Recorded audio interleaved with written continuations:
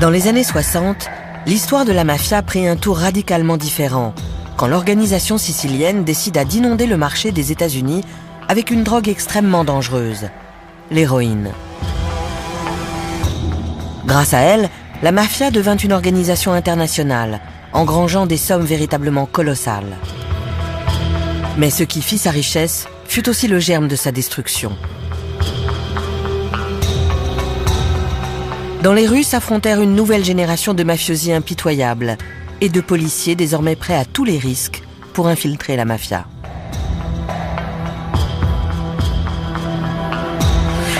L'enjeu de cette guerre sans merci, des milliards de dollars, des millions de vies et l'avenir même de l'Amérique.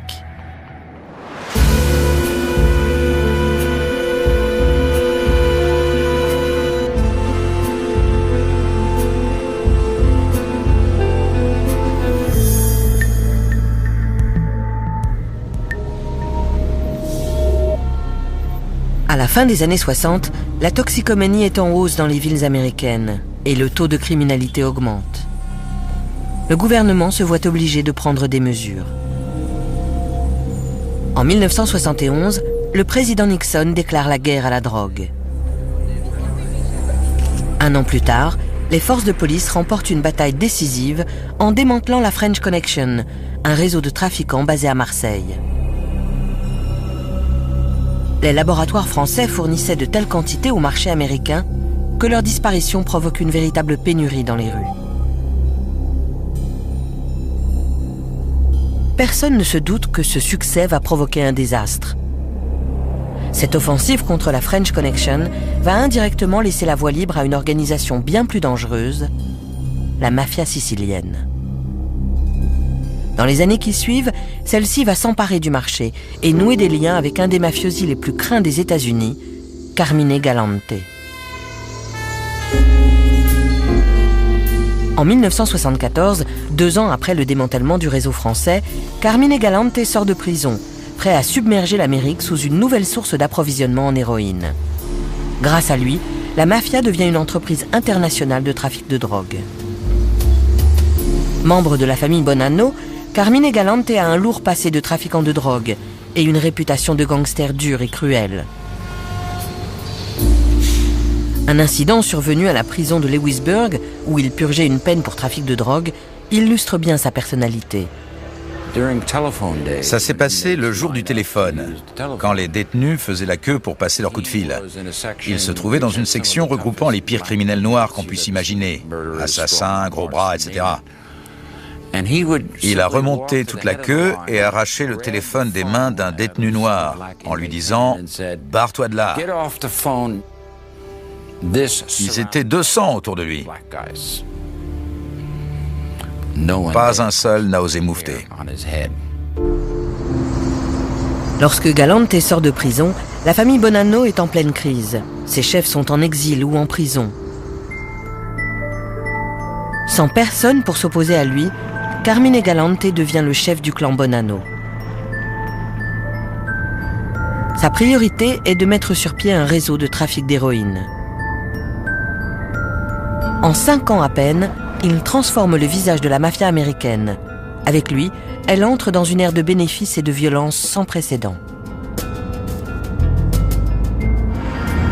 Désormais, il est dans la position idéale pour monter un réseau de trafic d'héroïne encore plus important que la French Connection. Il est le chef de la famille Bonanno et parallèlement, le trafic s'est implanté en Sicile, où il a ses racines.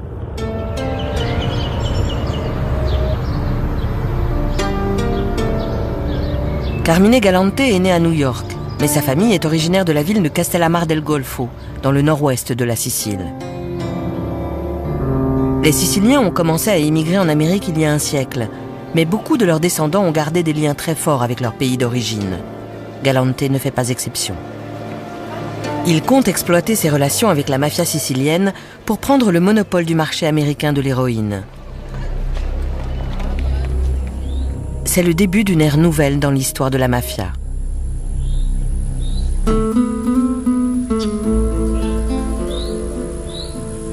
Jusque-là, les organisations siciliennes et américaines opéraient indépendamment l'une de l'autre. La French Connection démantelée, la mafia sicilienne décide de s'emparer du créneau. Or, il n'y a pas plus rentable que le marché américain. Les Siciliens mettent sur pied un système sophistiqué pour acheminer la drogue.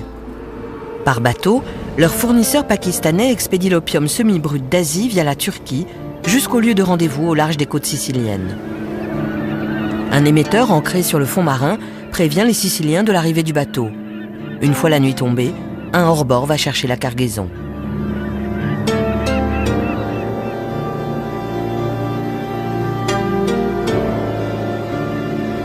L'opium base est transformé en héroïne dans les laboratoires clandestins dans l'ouest de l'île. Des 3 chefs siciliens qui dirigent ce commerce en pleine expansion, l'un d'eux est nettement plus ambitieux, cupide et dangereux que les 2 autres. Toto Riina. Cet homme a l'intention de remanier la mafia sicilienne, tout comme Carmine Galante a remanié la mafia américaine. Cosa Nostra a toujours affirmé respecter le code d'honneur, n'assassinant que par nécessité et évitant de tuer des innocents, des femmes et des enfants.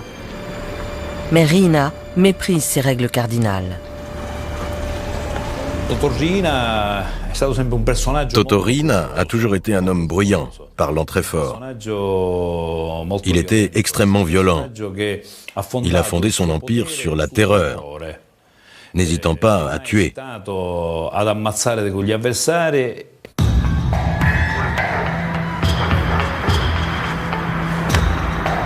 Toto Riina est aussi ambitieux qu'il est sans pitié. Et il est déterminé à devenir le chef absolu de la mafia sicilienne. Pour y parvenir, il va commettre de telles atrocités qu'il sera très vite surnommé la Bête.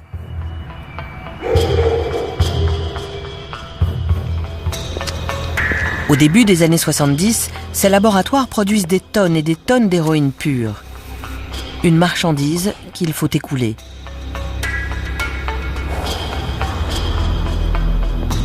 De l'autre côté de l'Atlantique, Carmine Galante et la mafia américaine ont compris que la revente de l'héroïne sicilienne pourrait rapporter des sommes astronomiques.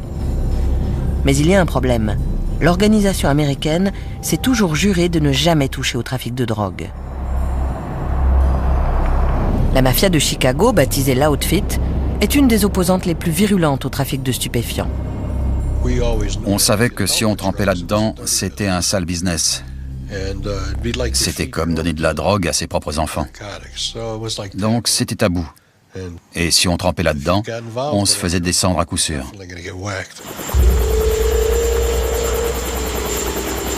Pour l'Outfit, il n'est pas question de s'impliquer dans ce trafic tant qu'elle peut gagner de l'argent par des moyens plus acceptables.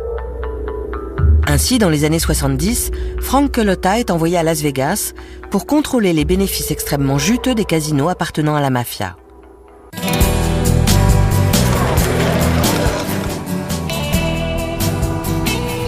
Les casinos valent à Culotta et ses hommes un respect que la drogue n'aurait jamais pu leur apporter.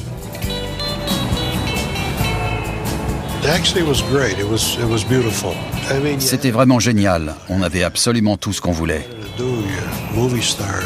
Les stars de cinéma tenaient autant à être vus avec nous que nous avec eux. Où qu'on aille, on déroulait le tapis rouge. On était respectés, du moins je le crois. J'espère que je n'étais pas craint, même si parfois la crainte inspire le respect. Mais pour d'autres, les bénéfices astronomiques générés par le trafic de drogue sont irrésistibles. Après des débuts modestes à Brooklyn, Dominic Montillo est devenu membre d'une des grandes familles new-yorkaises, les Gambino. Pendant des années, il s'est occupé du trafic de drogue pour le compte de la mafia.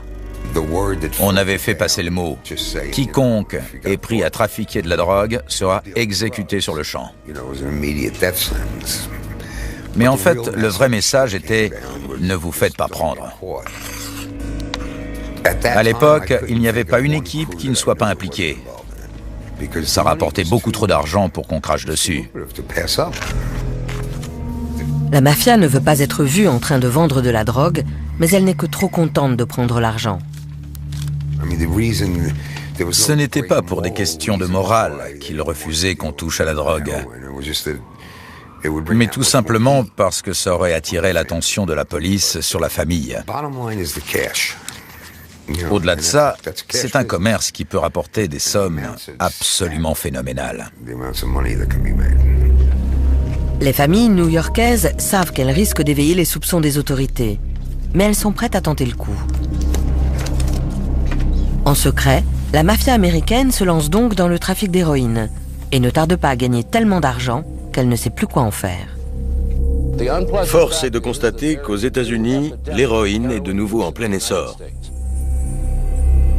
Avec l'arrivée massive d'héroïne sicilienne sur le marché, les chiffres de la toxicomanie grimpent en flèche. À la fin de la Deuxième Guerre mondiale, le nombre d'héroïnomanes en Amérique était estimé à 20 000. Au milieu des années 70, ils sont plus d'un demi-million. Le FBI ignore peu ou prou comment de telles quantités de drogue sont introduites dans le pays et qui les importe. Mais cela va changer. Dans les années 50 et 60, les agents du FBI étaient principalement des hommes blancs. Désormais, le bureau a élargi ses critères de sélection et forme de jeunes agents ambitieux issus des mêmes communautés que les membres de la mafia et qui parlent le dialecte sicilien. L'un d'eux est Joe Pistone, plus connu sous le pseudonyme de Donnie Brasco.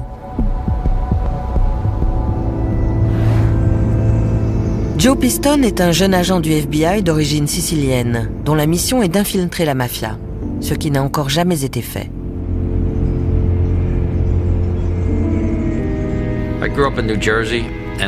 J'ai grandi dans le New Jersey, dans un quartier italien où vivaient des types de la mafia, et je suis allé au lycée avec les fils de ces hommes. J'ai donc toujours connu la mafia. Ce n'était pas nouveau pour moi quand je suis entré au FBI. J'étais parfaitement au courant des us et coutumes de l'organisation. Joe Pistone a toujours rêvé d'être flic. Quand j'étais ado, ça aurait été très facile pour moi de passer du mauvais côté de la barrière. Je voyais ce qui se passait dans le quartier. Je connaissais toutes les combines. Mais je n'ai jamais eu envie de ça grâce à mes parents. Si j'avais fait la moindre bêtise, mon père m'aurait collé un bon coup de pied dans le derrière. Le 7 juillet 1969, Joe Pistone est nommé agent spécial du FBI. 7 ans plus tard, il disparaît de la circulation et réapparaît sous une autre identité. Tout le monde doit avoir une couverture, une histoire. J'ai choisi un nom, Donnie Brasco, et j'ai décidé qu'il serait cambrioleur, voleur de bijoux, parce que c'est une profession où la violence est rare. Il y a peu de voleurs de bijoux en prison pour meurtre. Mon personnage était quelqu'un de non violent, mais en même temps, il avait quelque chose à offrir.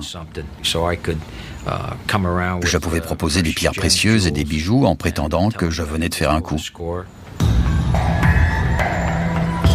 La mission de Pistone est d'infiltrer une famille mafieuse. Les risques sont énormes, mais s'il réussit, il aura une chance de révéler les dessous de cet univers criminel. Une seule erreur et c'est la mort assurée.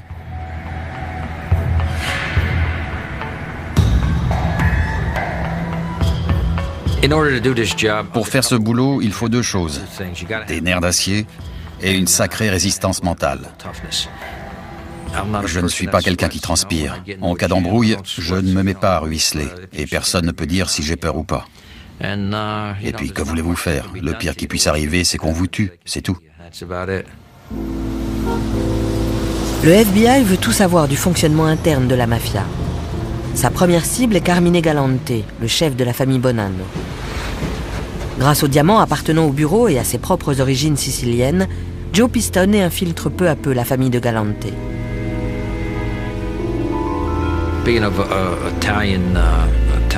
Étant d'origine italienne, je connaissais bien la rue et les méthodes de la mafia. On ne parle que quand on vous adresse la parole. On s'occupe de ses oignons et on ne se mêle pas des conversations qui ne vous regardent pas. La mafia ne vous accueille pas à bras ouverts. Il faut attendre, être patient et faire son chemin.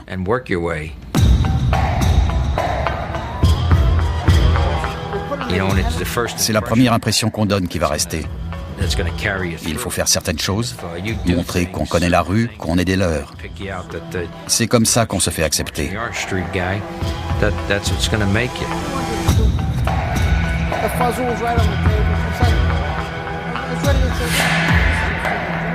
En mars 1977, Joe Piston commence à traîner sur le territoire des Bonanno et ne tarde pas à être remarqué par les soldats du clan.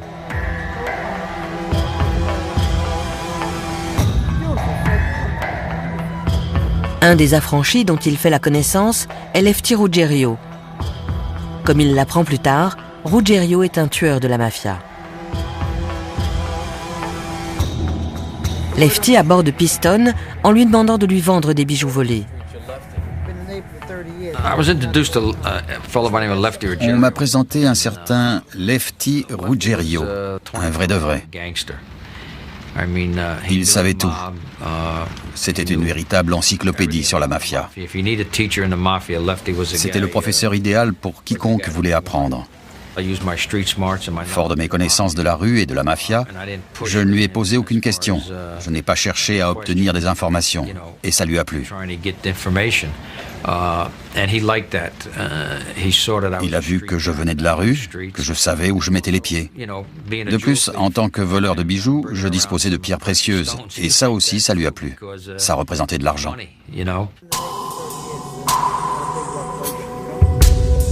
L'opération clandestine s'étire sur des mois, puis des années. Peu à peu, Joe Piston devient un visage familier pour la mafia. Mais le danger est toujours très réel. Ancien mafioso, Henry Hill connaît bien les risques que Piston a courus. Il pouvait être démasqué à n'importe quel moment. Il avait des couilles, croyez-moi. En même temps, il en a profité. Il est presque devenu un membre à part entière de l'organisation. Un soir, la couverture de Joe Piston est mise à rude épreuve. Il est conduit dans un bar fréquenté par la mafia et interrogé par 2 soldats. Je ne m'entendais pas avec ces gars-là. Question de personnalité. L'un d'eux m'a dit « On ne croit pas que tu sois celui que tu prétends, un cambrioleur, un voleur de bijoux. Alors, tu as intérêt à être convaincant parce que sinon, tu ne sortiras pas d'ici. » On a passé 5 ou 6 heures là-bas pendant que j'essayais de les persuader que j'étais bien Donnie Brasco. J'ai fini par leur donner le numéro d'un type à Miami censé se porter garant de moi, c'est-à-dire de Donnie Brasco. Un des types est sorti, il est revenu une demi-heure plus tard et il m'a dit « C'est bon, t'es OK ». Joe Piston est très convaincant, au point qu'il s'établit presque une relation père-fils entre Lefty Ruggerio et lui. Il avait de l'affection pour moi. Peut-être parce qu'il voyait en moi celui qu'il aurait aimé être, ou le fils qu'il aurait voulu avoir. Il m'a présenté à sa famille, à sa femme, et m'invitait souvent à dîner chez lui.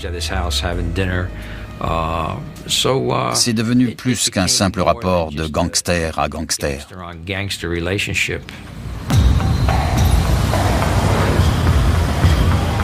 À l'été 1977, Piston a gagné la confiance de Lefty. Mais va-t-il réussir à s'introduire dans l'entourage du Big Boss, Carmine Galante? Un soir, Lefty m'a dit « Il faut qu'on aille quelque part. » Où ça? Je te le dirai quand on y sera. Galante avait une réunion et nous étions chargés de rester dehors et de surveiller que tout se passe bien. En gros, on montait la garde à l'extérieur. C'est une occasion en or pour Piston. J'ai demandé à Lefty « Est-ce qu'on peut entrer ?» Il m'a répondu « T'es dingue? Tu peux pas entrer t'asseoir pendant que le boss est en réunion. Il est même pas question que tu le rencontres. Tu sais bien qu'il parle pas au type de ton rang. On attend juste dehors jusqu'à ce qu'ils nous disent qu'on peut y aller. » J'ai eu une grosse poussée d'adrénaline. J'ai pensé à un tas de choses, mais surtout au fait que si j'étais tué, ce serait sous l'identité d'un affranchi, pas d'un agent du FBI. J'étais un agent infiltré. Personne n'avait jamais réussi à approcher autant un parrain, sans parler de lui servir de garde du corps. Joe Piston n'est pas aussi proche de Galante qu'il le voudrait, mais il parvient malgré tout à glaner des informations importantes. Avant le début de sa mission, le FBI avait quelques idées sur le fonctionnement interne de la mafia. Mais pour la première fois, un de ses agents peut confirmer de l'intérieur la façon dont elle est organisée. Comme Joe Piston l'explique au FBI, chaque famille est structurée comme une formation militaire. Au sommet, le chef de la famille. Directement sous ses ordres, son second et un conseiller appelé consigliere. En dessous, les chefs locaux, chacun à la tête d'un groupe de 5 à 10 hommes. Du fait de cette hiérarchie, il y a plusieurs intermédiaires entre le chef et les soldats qui exécutent les ordres. Il est donc presque toujours impossible d'incriminer le chef de la famille. Ces renseignements sont cruciaux dans la guerre contre la mafia, et ce n'est que le début. Piston parvient aussi à découvrir le secret de l'ascension météorique de Carmine Galante au sein de la mafia new-yorkaise. Joe nous a parlé de Siciliens que les gars de la mafia américaine avaient baptisés les Zips. Pour lui, cela signifiait qu'au sein de la famille Bonanno, c'étaient les membres de la mafia sicilienne que l'on chargeait des exécutions et du trafic d'héroïne. C'était une révélation incroyable.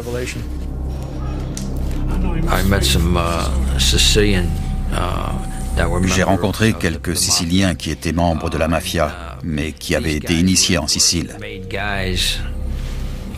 On les avait fait venir en Amérique, mais ils ne fréquentaient que leur propre clique.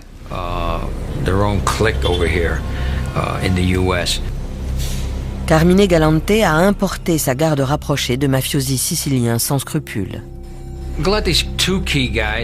Ces deux principaux gardes du corps étaient Cesare Bonaventure et Baldo Amato.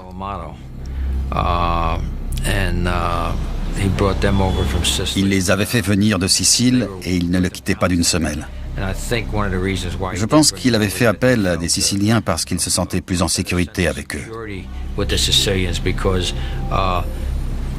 Il pensait qu'ils étaient plus fidèles à la tradition, pas encore américanisés. Mais l'arrivée de ces deux gardes du corps fait des vagues au sein de la famille Bonanno.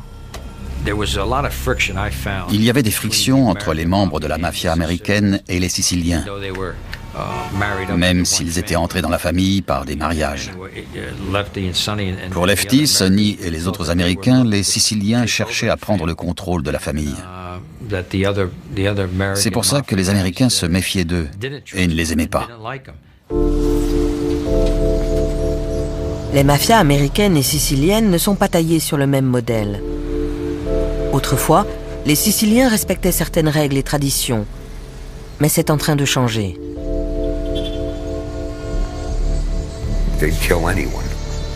Ils tuaient n'importe qui.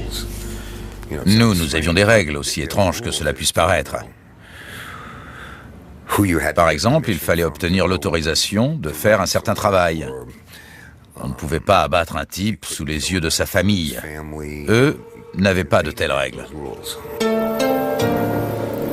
Cette nouvelle génération de Siciliens sans foi ni loi est issue d'un clan originaire de Corleone, une petite ville isolée au cœur des montagnes de Sicile. Les mafiosi de Corleone sont différents. Ils sont durs, extrêmement féroces. C'est vraisemblablement leur mode de vie paysan qui leur a appris à résister à tout. La prison n'effraie pas les Corléonais, ils n'ont pas peur de mourir et restent toujours fidèles à leur chef. Les Corléonais ont pris le pouvoir au sein de la mafia sicilienne en bafouant toutes les règles et en tuant sans l'autorisation de quiconque.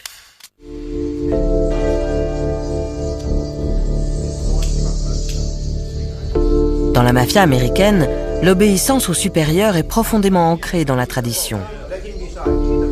En 1931, le parrain Lucky Luciano avait créé un organe baptisé la Commission, sorte de conseil d'administration de la mafia, où les chefs de chaque famille se réunissaient pour régler les différends et mettre au point leur stratégie.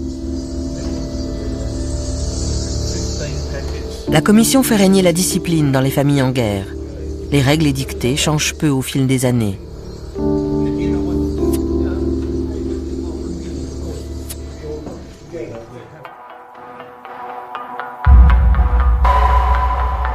Une de ces règles stipule qu'il est interdit de tuer qui que ce soit sans l'approbation du chef de sa famille.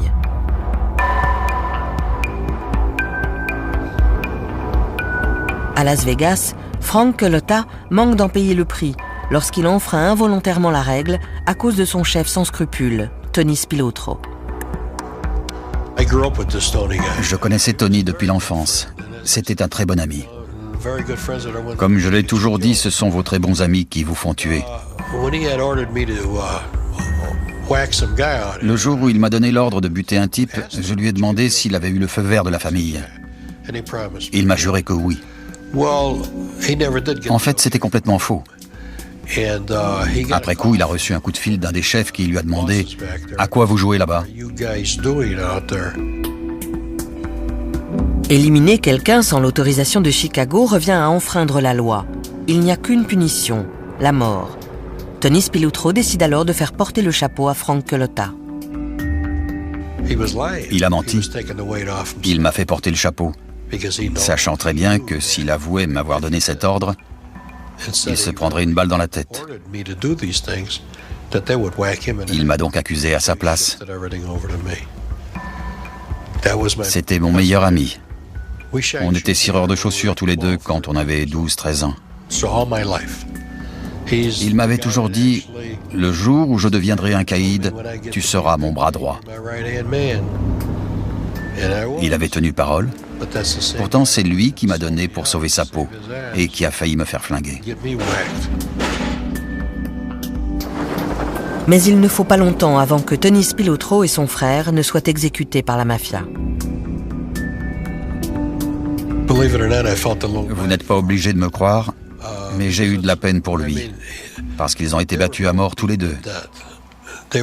Pas une balle dans la tête, pas étranglés, pas poignardés, mais battus à mort à coups de poing et de batte de baseball. Chacun a vu l'autre mourir, et ça m'a fait de la peine. Les deux frères en même temps. J'avais grandi avec eux, et même s'il avait essayé de me tuer, j'étais mal. Pour les mafiosi américains, le respect des règles de la commission est une affaire de vie ou de mort. On ne peut jamais vraiment faire confiance à personne, même si on a grandi ensemble et qu'on est très proches. En général, c'est votre meilleur ami qui vous descend. Il y a de quoi s'inquiéter. Après tout, personne ne veut mourir. Alors il faut toujours être vigilant. La plupart des gens n'ont que 4 ou 5 amis proches dans toute leur vie. Un jour, j'ai fait une liste et j'en ai compté 56. Certains ont été tués par la police, mais la majorité d'entre eux, au moins 36, ont été abattus par l'Outfit, le syndicat.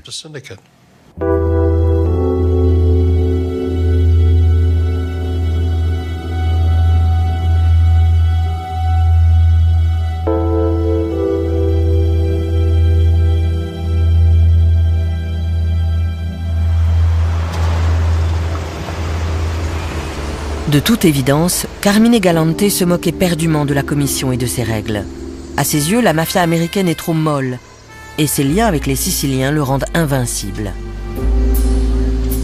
Et ce n'est pas le seul avantage de ses relations avec le vieux continent. Au début, ça n'a dérangé personne. Puis, peu à peu, le reste de la mafia a commencé à s'inquiéter. À force de se demander pourquoi ils faisaient venir tous ces zips, ils ont fini par additionner 2 et 2. Les Siciliens dirigeaient le trafic d'héroïne.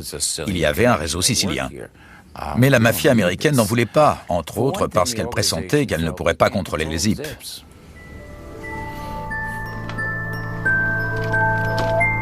Les Siciliens raffinent et exportent l'héroïne. En les intégrant dans sa propre équipe, Galante s'est assuré une très grosse part du gâteau.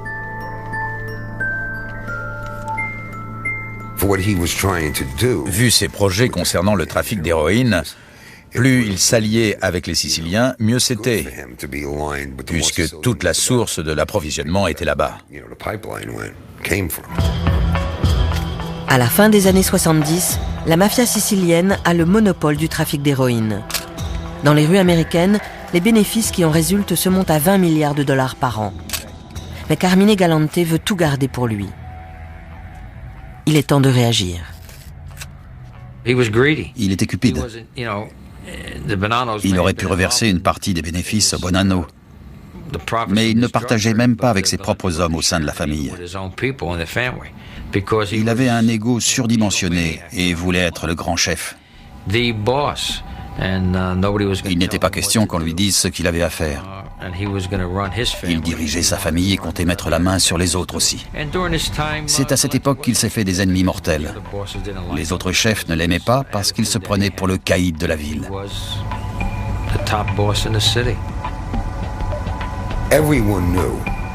Dans la rue, tout le monde savait que la guerre menaçait de plus en plus.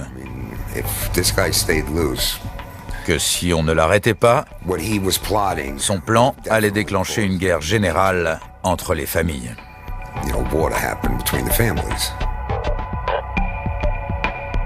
Pour les chefs des autres familles, Galante devient un problème incontournable.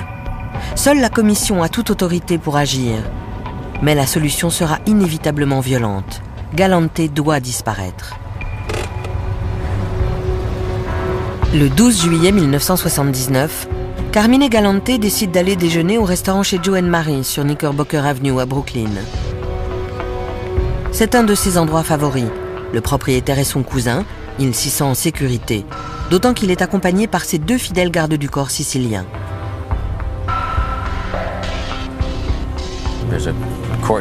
On accède à une cour intérieure en traversant le restaurant. Ils étaient installés dehors, prêts à se mettre à table.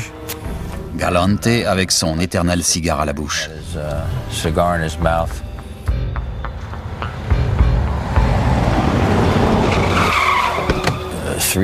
3 types ont jailli d'une voiture devant le restaurant, se sont précipités à l'intérieur et ont commencé à tirer.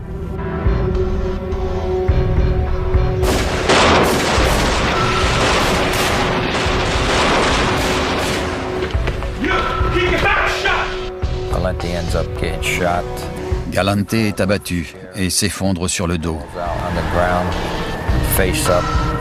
Le cigare toujours vissé entre les dents. Voilà comment ils l'ont eu. Voici la une devenue célèbre que l'Amérique découvre le lendemain matin. L'ascension fulgurante de Carmine Galante s'est achevée dans une mare de sang.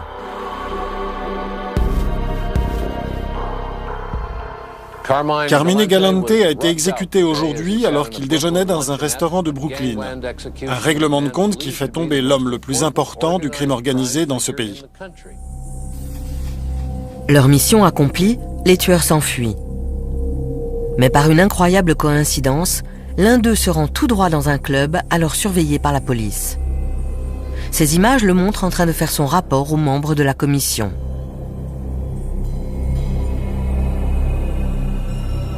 Mais les fédéraux ne sont pas au bout de leur surprise.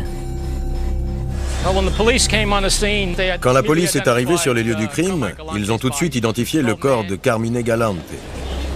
Un homme âgé, le cigare vissé dans la bouche. Quand elle a commencé son enquête, elle a appris qu'il y avait 2 autres individus avec Galante, identifiés plus tard comme ses gardes du corps.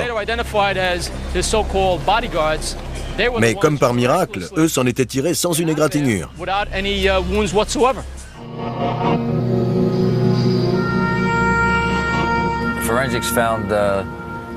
Les légistes ont extrait des balles de 5 calibres différents du corps de Galante.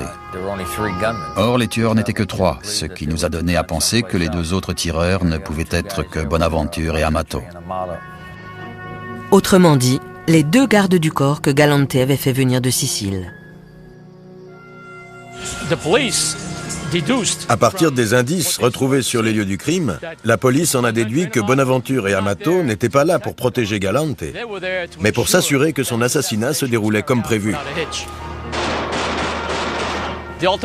Au bout du compte, il a été trahi par ses propres hommes, ceux-là même qui étaient censés le protéger. Ce sont eux qui ont aidé ces assassins. Les Siciliens se sont finalement retournés contre Galante. De toute évidence, sa cupidité n'a pas contrarié que les membres de la commission.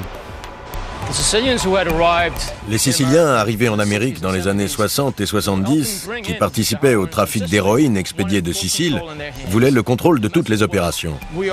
Le message était très clair, c'est nous qui l'importons, on est impliqués dans le réseau de distribution, alors on veut une plus grosse part des bénéfices. Pour cette nouvelle génération de Siciliens, c'était comme ça que ça devait marcher, alors que Galante gardait la majeure partie du gâteau pour lui. L'assassinat de Galante renforce les soupçons du FBI. La décision d'éliminer un parrain signifie que les choses sont en train de bouger. 2 jeunes agents, Charlie Rooney et Carmine Russo, sont chargés de surveiller le clan Bonanno. C'est le secteur où mon partenaire Charlie Rooney et moi avons passé de nombreuses heures de planque. Les renseignements que l'on cherchait ne pouvaient se trouver que dans la rue. Il fallait donc qu'on soit les yeux et les oreilles du FBI dans la rue et qu'on essaye de découvrir l'identité et les plans de ces Siciliens. Un des membres du clan qui attire leur attention est Sal Catalano, propriétaire d'une boulangerie italienne dans le Queens. À force de recoupement, le FBI finit par comprendre que Catalano est un personnage clé du trafic d'héroïne. Sans arrêt, des paquets suspects, probablement de l'héroïne ou de l'argent, changent de main. Le bureau décide alors d'attendre dans l'espoir de faire tomber toute l'organisation.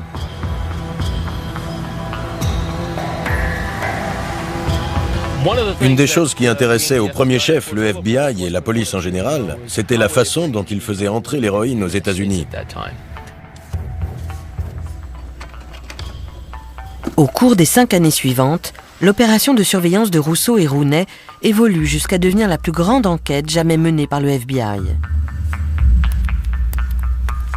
Finalement, après avoir enregistré et transcrit plus de 55 000 écoutes téléphoniques, l'équipe de 400 agents réussit à comprendre comment la mafia introduit la drogue dans le pays.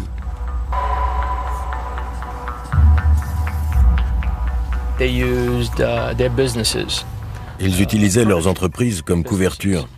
Magasins de meubles, sociétés de construction, marbreries, etc. Et plus particulièrement leur pizzeria. Ils importaient des tomates pour la sauce. La mafia a mis la main sur d'innombrables pizzerias dans tout le pays, en confiant la gérance à des immigrants siciliens. L'opération est dirigée par Sal Catalano depuis sa boulangerie du Queens.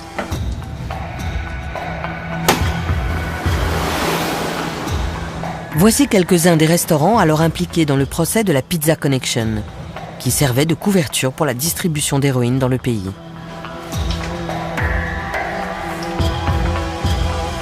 L'héroïne arrive aux États-Unis par de nombreuses voies et des méthodes souvent très ingénieuses. Des conserves de tomates ou des cartons de fromage sont bourrés d'héroïne pour une valeur de centaines de milliers de dollars. Mais le réseau des pizzerias ne s'occupe pas de la vente au détail. Les dealers de la mafia ne vendent jamais l'héroïne directement dans la rue. La drogue importée est coupée, puis vendue à des petits dealers qui opèrent dans la rue. De cette façon, les chefs mafieux restent soigneusement à l'écart de la partie sale du trafic. Les pizzerias permettent également à Catalano et ses hommes de blanchir les bénéfices de la drogue en les intégrant dans la recette des restaurants. C'était une sacrée couverture. Qui irait penser à une pizzeria ? Quand on voit un type en train de faire tourner une pâte et préparer une pizza, on n'imagine pas qu'il soit mêlé à ça.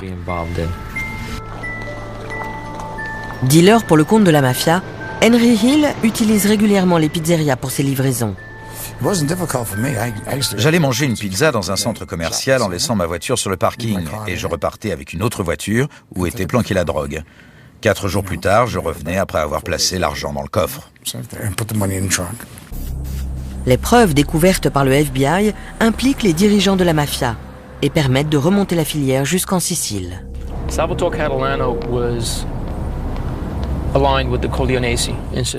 Catalano était allié aux Corleone et au parrain de la mafia sicilienne, Toto Riina.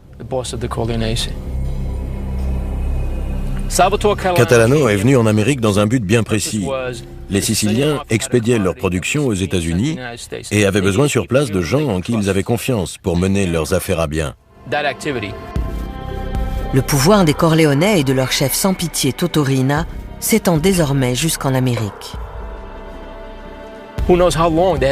Qui sait depuis combien de temps cela durait avant qu'on ne découvre le poteau rose? Si on est tombé sur toute l'opération, c'est principalement grâce à l'assassinat de Carmine Galante. Sans cela, je ne suis pas sûr qu'on se serait intéressé à eux à cette époque.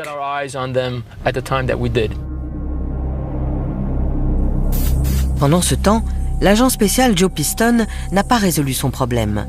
Comment sortir vivant de son opération clandestine au sein de la mafia?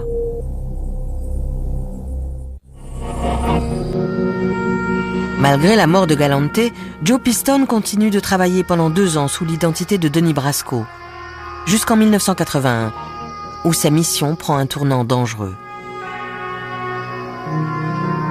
Le chef du groupe de Piston, Sonny Black, est un dur à cuire. Pourtant, au fil des années, l'agent infiltré a fini par l'impressionner. Finalement, Sonny Black décide d'honorer Piston en faisant de lui un affranchi, un membre à part entière de la mafia. Le problème, c'est que Piston devra tuer quelqu'un.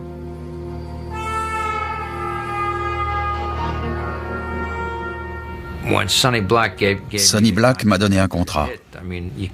On ne refuse pas d'exécuter un contrat, sinon on se fait descendre soi-même. Ça fait partie des devoirs d'un mafioso.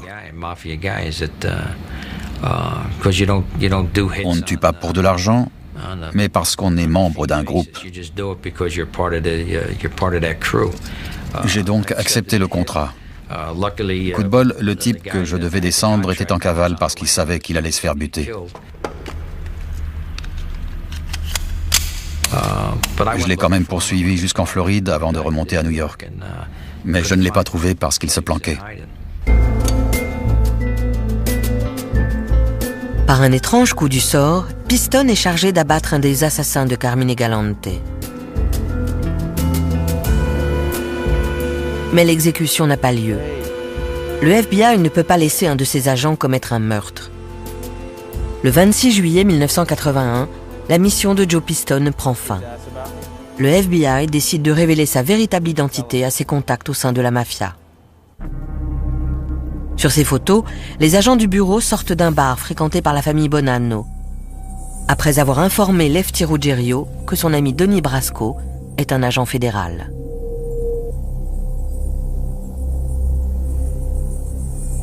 Pour le groupe mafieux, les conséquences de cette nouvelle sont fatales. Sur cette photo, on voit Sonny Black en discuter avec des membres de son équipe. Quelques jours plus tard, il disparaît. L'année suivante, son corps est rejeté par la mer sur Staten Island.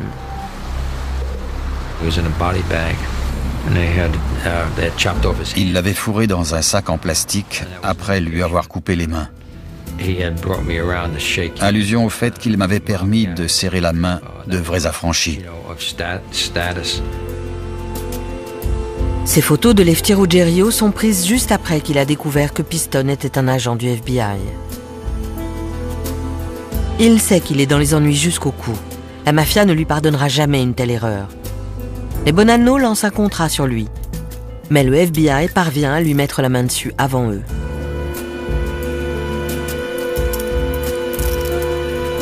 À la suite du témoignage de son ancien ami Joe Piston, Lefty Ruggiero est condamné à 20 ans de prison.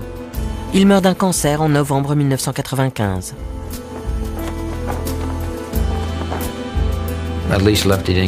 Au moins, il ne s'est pas fait descendre. Il a fait de la prison, mais il est resté en vie. Il a eu ce qu'il méritait. Lefty n'est pas devenu gangster à cause de moi, pas plus que Sonny et tous les autres gars.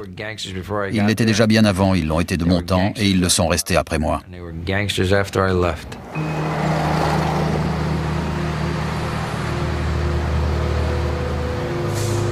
Joe Piston a réussi à survivre sous une fausse identité pendant 6 ans. C'est long, surtout pour un agent infiltré au milieu de types parfaitement capables de le tuer, le démembrer et larguer les morceaux n'importe où. C'est difficile d'amener ces types à vous faire confiance à ce point. À ma connaissance, il n'y a jamais eu d'autre agent du FBI qui ait failli être initié. Ils étaient prêts à la franchir.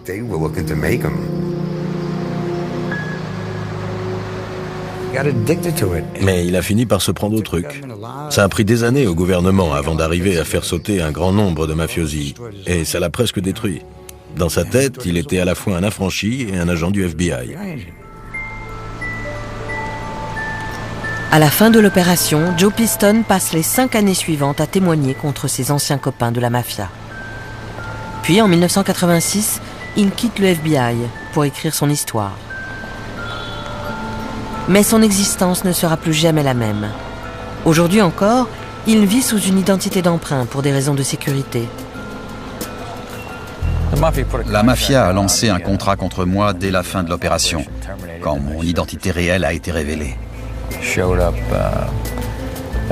Si ça m'inquiète, je n'y pense pas tous les jours. Je prends des précautions et je vis ma vie.